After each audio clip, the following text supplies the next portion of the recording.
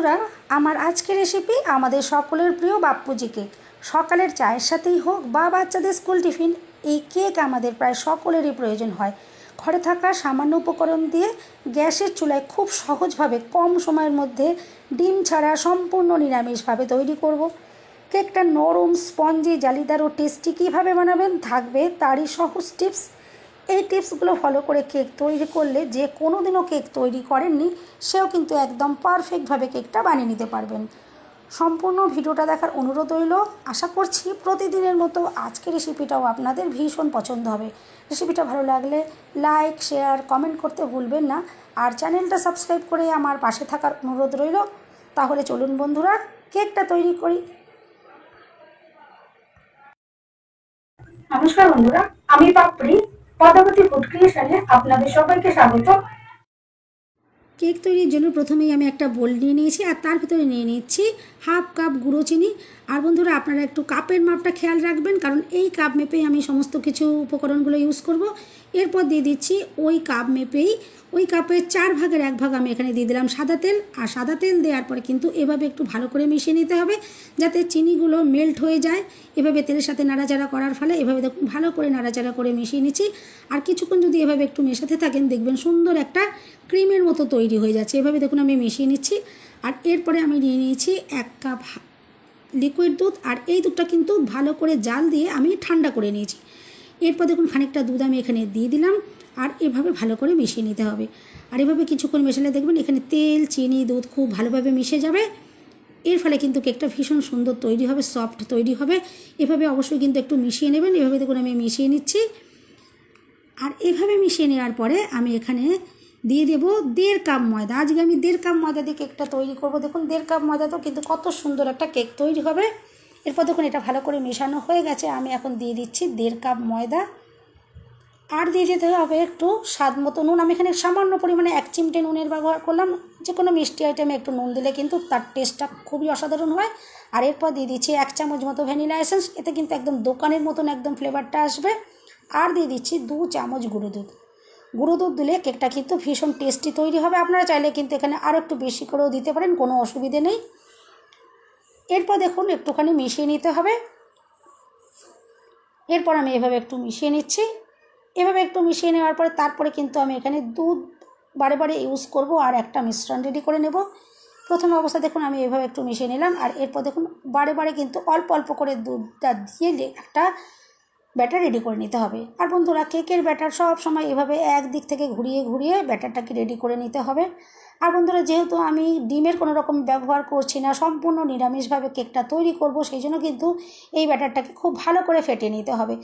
Cake ব্যাটারটাকে যতটা ফেটানো হবে তার ফলে কিন্তু এর মধ্যে অনেকটাই এয়ার ক্রিয়েট হবে আর কেকটা কিন্তু ভীষণ ফুলবে। আর কেকের ব্যাটার এভাবেই কিন্তু অবশ্যই একদিক থেকেই আপনারা ঘুরিয়ে ঘুরিয়ে রেডি করবেন। আর এভাবে দেখুন বারে বারে আমি লিকুইড দুধটা দিয়ে দিয়ে ব্যাটারটাকে রেডি করে নিচ্ছি। আর এভাবেই কিন্তু বারে বারে দুধটা অ্যাড করতে হবে। একবারে যদি বেশি করে দুধটা দেওয়া হয় তাহলে কিন্তু অনেক সময় বেশি হয়ে যেতে পারে, তাহলে কিন্তু কেকটা পারফেক্টভাবে রেডি করা যাবে না। সেই জন্য বারে বারে অল্প অল্প করে দিয়ে মিশিয়ে নিতে হবে। আর খেয়াল রাখতে হবে এর মধ্যে যাতে কোনো রকমের দলা ভাব না হয়ে থাকে।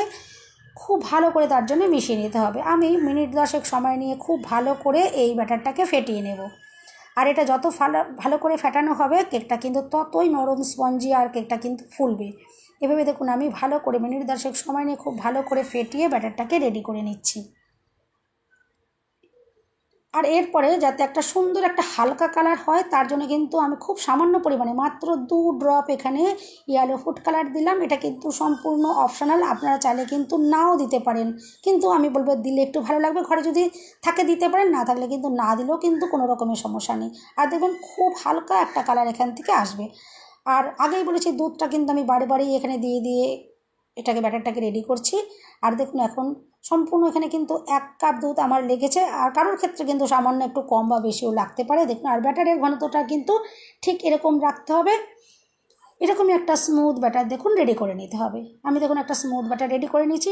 এরপরে কিন্তু এখানে কিন্তু আরও উপকরণ মেশাতে বাকি রয়েছে, সেটা কিন্তু আমি পরে ইউজ করব। আর কেন যে পরে ইউজ করব সেটাও আমি আপনাদেরকে বলে দেবো। এরপরে এটা আমি সরিয়ে রাখছি। আর একটা কেকের মোল্ড আমি এখানে নিয়ে নিয়েছি। কেকের মোল্ডের ভেতর দেখুন একটা সাদা খাতার পাতা আমাদের সবার ঘরেই থাকে, সেই পাতা আমি এভাবে দিয়ে দিলাম, আর ওপরে একটু দিয়ে দেবো সাদা তেল। আর এভাবে যদি কেকটা তৈরি করার সময় একটা সাদা পাতা এভাবে দিয়ে তৈরি করা যায়, তাহলে কিন্তু বাটার পেপারের কোনো প্রয়োজন পড়ে না, আর কেকটা কিন্তু খুব সহজে মোল্ড আউট করে নেওয়া যাবে, খুব তাড়াতাড়ি এখান থেকে বার করা যাবে।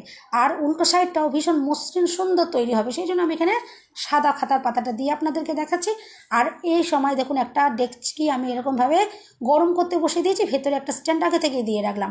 আর এরপরে সবার শেষে বাকি যে উপকরণ আমার ছিল, আমি 1 চামচ এখানে দিয়ে দিচ্ছি বেকিং পাউডার, আর দিয়ে দিচ্ছি 1/2 চামচ বেকিং সোডা। আর বেকিং সোডার ভেতরে কিন্তু এরকম দলা দলা ভাব থাকে অনেক সময়, সেটা কিন্তু আঙুল দিয়ে এভাবে কিন্তু অবশ্যই বন্ধুরা এভাবে ভেঙে ভেঙে দেবেন, নাহলে কিন্তু কেকটা সব জায়গায় সঠিকভাবে পারফেক্টভাবে ফুলবে না। এভাবে দেখুন আমি আঙুল দিয়ে দিয়ে এটা ভেঙে দিচ্ছি। আর সবসময় কিন্তু সবার শেষেই কিন্তু বেকিং পাউডার বেকিং সোডাটা ইউজ করবেন, তাহলে এর অ্যাক্টিভ ভাবটা বজায় থাকবে। আগে থেকে যদি এটা ইউজ করা হয় তাহলে কিন্তু এর অ্যাক্টিভ ভাবটা নষ্ট হয়ে যায়। এরপর দেখুন আমি ওপর থেকে একটু লিকুইড দুধ দিয়ে দিচ্ছি, যাতে এটা তাড়াতাড়ি অ্যাক্টিভ হয়ে যায়। আর এরপরে দেখুন ব্যাটারের সাথে আমি এভাবে মিশিয়ে নিচ্ছি। আর এরপরে কিন্তু আলতো হাতে এভাবে মিশিয়ে নিতে হবে, আর যাতে সব জায়গায় ব্যাটারের সাথে সব জায়গায় বেকিং পাউডার বেকিং সোডা মিশে, তার জন্য কিন্তু একটু ভালো করে মিশিয়ে নিতে হবে, আলতো হাতে ভালো করে মেশাতে হবে। দেখুন আমি একটু এভাবে মিশিয়ে নিলাম, আর ব্যাটারটা কিন্তু এখন একদম রেডি হয়ে গেছে। এরপর দেখুন যে মোল্ডের ভেতরে আমি রেডি করে রেখেছিলাম কাগজ আর তেল দিয়ে, সের ভেতরে আমি এখন ঢেলে দিচ্ছি। আর যে সকল বন্ধুদের এরকম ধরুন মোল্ড নেই, তাদেরও কিন্তু কোনো সমস্যা নেই, ঘরে নর্মাল যে বাটি বা যে কোনো কিছু বাটি অ্যালুমিনিয়ামের হোক বা স্টিলের হোক, তাতেও কিন্তু আপনারা এইভাবে ব্যাটার দিয়ে কেক তৈরি করে খেতে পারবেন, কোনো রকমের অসুবিধে নেই। শুধু দেখতে একটু আলাদা হতে পারে, কিন্তু টেস্টের কোনো রকম হেরফের হবে না। এভাবে আপনারা খুব ইজিলি মোল্ড ছাড়াও কিন্তু কেক তৈরি করতে পারবেন। আর এরপর দেখুন আমি একটু ঠুকে ঠুকে দিচ্ছি, যাতে ভেতরে যে এয়ারটা জমেছে সেটা বেরিয়ে যায়। আর এভাবে দেখুন অবশ্যই কিন্তু একটু ঠুকে ঠুকে দেবেন। আর এরপর দেখুন এই জায়গাটা কিন্তু খুবই গরম হয়ে গেছে, আর এই সময় গ্যাসের ফ্লেম আমি একদম লোতে করে দেবো। একদম লো ফ্লেমে কিন্তু কেকটাকে বেক করতে হবে, একদম আমি লো করে দিয়েছি। আর এরপর দেখুন কেকের বাটিটা আমি এর ওপরে এখন বসিয়ে দিচ্ছি, আর এরপরে আমি ওপর থেকে কয়েকটা টুটি ফুটি এভাবে ছড়িয়ে দিচ্ছি। আর 5 মিনিট পরে কিন্তু এই টুটি ফুটিগুলো অটোমেটিকভাবে নিচে চলে যাবে, সেই জন্য ব্যাটারের মধ্যে কিন্তু টুটি ফুটি দিয়ে আর মাখার কোনো রকমের প্রয়োজন পড়বে না। আপনারা খুব সহজভাবে এভাবে উপরে কয়েকটা টুটি ফুটি ছড়িয়ে দেবেন, আর মিনিট 5 চাপা দিয়ে রাখতে হবে। 5 মিনিট পর ঢাকনাটা খুলে দেখতে পাওয়া যাবে যে সমস্ত টুটি ফুটিগুলো অটোমেটিকভাবে নিচে চলে গেছে। আমি দেখুন 5 মিনিটের জন্য এটা এভাবে চাপা দিয়ে রাখছি, আর একদম লো ফ্লেম করে দিয়েছি। 5 মিনিট পর আমি আপনাদেরকে দেখাচ্ছি। 5 মিনিট হয়ে গেছে, দেখুন আমি ওপর থেকে ঢাকাটা সরিয়ে নিচ্ছি, আর দেখুন সমস্ত টুটি ফুটিগুলো চলে গেছে, আর কেকটাও অনেকটা ফুলে উঠেছে। এরপর দেখুন আমি ওপর থেকে আবারও টুটি ফুটি দিয়ে দিচ্ছি, আর এই টুটি ফুটিগুলো কিন্তু আর নিচে চলে যাবে না, এইগুলো ওপরে দেখতে পাওয়া যাবে। আর এইভাবে যদি ওপর থেকে সুন্দরভাবে টুটি ফুটিগুলো দেখতে পাওয়া যায়, সেই কেকটা দেখবেন অনেকটা বেশি সুন্দর দেখতে লাগে, আর বাচ্চাদের কিন্তু ভীষণ পছন্দ হবে এইভাবে যদি আপনারা করেন। এরপর দেখুন মাত্র আমি 20 মিনিট বেক করব। টোটাল 25 মিনিট আমি এই কেকটার জন্য বেক করতে সময় নিয়েছি, আর 25 মিনিটের মধ্যে দেখুন একদম কেকটা সুন্দরভাবে রেডি হয়ে গেছে। আমি একটা কাঠি দিয়ে এটা চেক করে দেখে নিচ্ছি, দেখুন কাঠির গায়ে কোনো রকম ব্যাটার আটকাচ্ছে না, তার মানে কেকটা একদম রেডি হয়ে গেছে। এরপর দেখুন একটা সাঁড়াশি দিয়ে আমি সঙ্গে সঙ্গে কিন্তু কেকটাকে নামিয়ে নিচ্ছি, আর কেকটাকে নামিয়ে নিয়ে তারপর ঠান্ডা করবেন। নামিয়ে নিয়ে যদি ঠান্ডা করেন তাহলে দেখবেন কেকটা ভীষণ নরম তুলতুলে স্পঞ্জি থাকবে। কেকটা দেখুন সম্পূর্ণ নরম হয়ে গেছে, আর যেহেতু খাতার পাতা দেওয়া ছিল তার জন্য কিন্তু কেকটা এখন থেকেই কিন্তু দেখুন খুবই আলগা আলগা হয়ে রয়েছে, কোনো রকমের চামচ দিয়ে বা ছুরি দিয়ে আলগা করতে হবে না। দেখুন আপনারা দেখে বুঝতে পারছেন, আমি তাও চামচের উল্টো সাইডটা দিয়ে এভাবে দেখালাম আপনাদের, কিন্তু কোনো প্রয়োজন পড়বে না, আর খুব ইজিলি দেখবেন এই জায়গা থেকে বেরিয়ে যাবে। দেখুন কত সুন্দর ইজিলিভাবে বেরিয়ে গেল। আর দেখুন এই কাগজটা আমি এখন সরিয়ে দিচ্ছি, আর দেখুন উল্টো সাইডটা কতটা মসৃণ আর সুন্দর দেখতে হয়েছে, আর কালারটা তো ভীষণই সুন্দর এসেছে, সেটা তো আপনারা দেখে বুঝতে পারছেন। আর কতটা যে নরম তুলতুলে হয়েছে সেটাও আপনারা দেখে বুঝতে পারছেন। বন্ধুরা রেসিপিটা যদি ভালো লাগে অবশ্যই কিন্তু লাইক শেয়ার কমেন্ট করতে ভুলবেন না। চ্যানেলটা সাবস্ক্রাইব করে আমার পাশে থাকার অনুরোধ রইল। বেল বাটনটা ক্লিক করে রাখবেন, যাতে আমি যখনই নতুন ভিডিও আপলোড করব সঙ্গে সঙ্গে নোটিফিকেশান সবার আগে আপনি পেয়ে যাবেন। আর বন্ধুরা আমার চ্যানেলে কিন্তু অনেক কেকের রেসিপি রয়েছে, যে সকল বন্ধুদের এখনও সেটা দেখা হয়নি প্লিজ একবার আমার চ্যানেলে গিয়ে সেই রেসিপিগুলোও দেখবেন। আমি আশা করছি সেই রেসিপিগুলো কিন্তু আপনাদের ভীষণ পছন্দ হবে। আর দেখুন কেকটা যে কতটা যে নরম তুলতুলে স্পঞ্জি হয়েছে দেখেই বুঝতে পারছেন। সবাই সুস্থ থাকবেন, ভালো থাকবেন, দেখা হবে।